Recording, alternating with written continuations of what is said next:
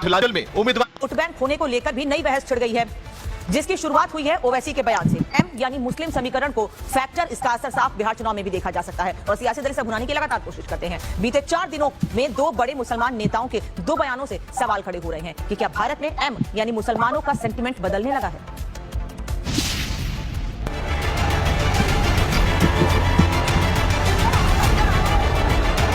बिहार में चुनाव है, सभी दल पूरी ताकत के साथ मैदान में हैं। अपने अपने वोट बैंक को इंटैक्ट रखने के लिए हर सियासी चाल चली जा रही है। हर बार की तरह इस बार भी जाति फैक्टर हावी है।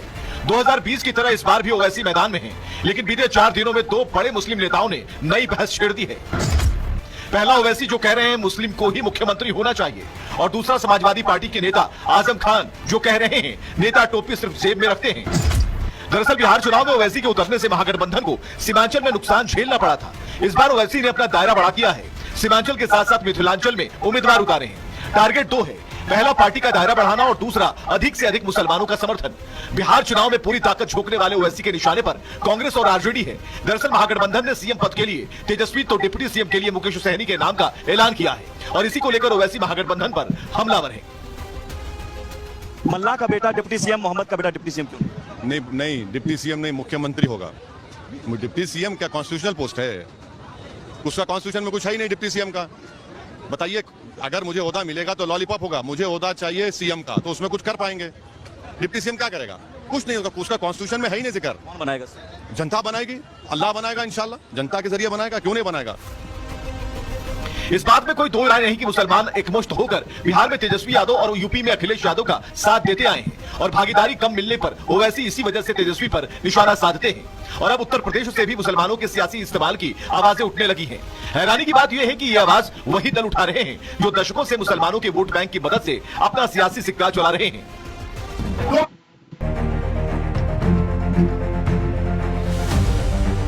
अगर 36% तुम और हमको बोले दरी बिछाओ, दरी बिछाओ, दरी बिछाओ। अक़लियत और बिलखुसूस मुसलमानों की नुमाइंदगी वही होना चाहिए जो मुसलमानों के नुमाइंदे हों। महज टोपी ओढ़कर बैठ जाने से कोई मुसलमानों का नुमाइंदा नहीं हो जाता। बिहार की बात करें तो ओवैसी की नजर केवल विधानसभा सीटों पर नहीं, बल्कि ओवैसी अधिक से अधिक मुसलमानों का वोट बैंक अपनी तरफ खींचना चाहते हैं, ताकि आने वाले समय में AIMIM बड़े प्लेयर के रूप में उभरकर सामने आए। इसलिए ओवैसी ने सीमांचल के साथ साथ मिथिलांचल की 4 सीटों पर उम्मीदवार उतारे हैं। पहला दरभंगा शहर, जहां 23.3% मुस्लिम आबादी है, झाले जहां 29%, केवटी में 30.9%, विस्फी में 31% मुस्लिम आबादी है। ओवैसी के उम्मीदवार किसे नुकसान पहुंचाएंगे, इसके लिए 14 नवंबर तक का इंतजार करना होगा। लेकिन ओवैसी मुसलमानों की उम्मीदवारी को लेकर लगातार महागठबंधन पर हमलावर हैं। तेजस्वी यादव और मुकेश सहनी ही अब महागठबंधन का चेहरा है। तेजस्वी यादव जिस समुदाय से आते हैं जिसकी आबादी 14% है, सहनी मल्लाह समाज से आते हैं जिसकी आबादी 3% है, और भागीदारी हिस्सेदारी को लेकर ओवैसी महागठबंधन पर निशाना साध रहे हैं। ओवैसी न सिर्फ चेहरे को लेकर बल्कि टिकट बंटवारे में मुसलमानों की हिस्सेदारी को लेकर महागठबंधन पर निशाना साध रहे हैं। आरजेडी कांग्रेस पर मुसलमानों को ठगने का आरोप लगा रही है। तुम 14% और 36% तुम और हमको बोले दरी बिछाओ, दरी बिछाओ, दरी बिछाओ। देश की सियासत हो या इन राज्यों की एम फैक्टर, इन्हीं आंकड़ों की वजह से भारत की सियासत में हमेशा से हावी रहा है। इस बार के चुनाव में मुसलमानों को मिले टिकट को लेकर भी नई बहस छिड़ गई है, क्योंकि बिहार चुनाव के लिए आरजेडी ने 18 मुस्लिम उम्मीदवारों को मैदान में उतारा, कांग्रेस ने 10, AIMIM ने 23, तो जेडीयू ने महज 4 उम्मीदवारों पर दांव खेला है। सीएम, डिप्टी सीएम फेस और मुसलमानों को मिली हिस्सेदारी को लेकर ओवैसी हमलावर हैं। ओवैसी के निशाने पर एनडीए नहीं बल्कि महागठबंधन भी है, क्योंकि बिहार में मुसलमान एनडीए को नहीं बल्कि महागठबंधन के पक्ष में जमकर वोटिंग करता है। जेडीयू इस बार बीजेपी के साथ मैदान में है। सियासी गणित बताता है कि इस बार जेडीयू को मुसलमान वोट का फायदा नहीं मिलने वाला। शायद इसलिए नीतीश की पार्टी ने मुसलमानों से इस बार दूरी बना ली है। 2015 चुनाव की बात करें तो 80% मुसलमानों ने महागठबंधन को वोट दिया था। 8% मुसलमानों ने एनडीए को, जबकि AIMIM 2015 में चुनावी मैदान में नहीं थी। साल 2020 की बात करें तो 76% मुसलमानों ने महागठबंधन को, 12% मुसलमानों ने एनडीए को और 11% मुसलमानों ने AIMIM का साथ दिया था। इस बात में कोई दो राय नहीं कि बिहार में मुसलमान हार और जीत में निर्णायक भूमिका निभाता है। बिहार में मुस्लिम आबादी 17.7% है। 47 सीटों पर मुसलमान निर्णायक भूमिका में है। 11 सीटों पर मुसलमानों की आबादी 40% से अधिक है। 7 सीटों पर मुसलमान आबादी 30% से अधिक है और 29 सीटों पर ये आंकड़े 20% से अधिक है। मुसलमानों के वोट बैंक पर सभी सियासी दलों की नजर है। बीजेपी को जहां ध्रुवीकरण का फायदा मिलता रहा है, तो वही आरजेडी का काम मुसलमानों के बिना नहीं चलने वाला। शायद यही वजह है कि महागठबंधन की तरफ से एक और डिप्टी सीएम बनाने की बात कही गई। हिंदुस्तान की सियासत में दोनों ही धड़े एक दूसरे पर मुसलमानों के इस्तेमाल का आरोप लगाते हैं। एक पक्ष का आरोप है कि बीजेपी ध्रुवीकरण के जरिए हिंदू वोट बैंक को एकजुट करती है ताकि जाति के तिलिस्म को तोड़ा जा सके। वहीं बीजेपी का आरोप है कि RJD, TMC, Samajwadi party, Congress और एआईएमआईएम जैसे दल मुसलमानों का तुष्टीकरण कर उनका इस्तेमाल अपने सियासी फायदे के लिए करते हैं। बिहार चुनाव के पहले चरण की वोटिंग में एक हफ्ते से भी कम का समय है।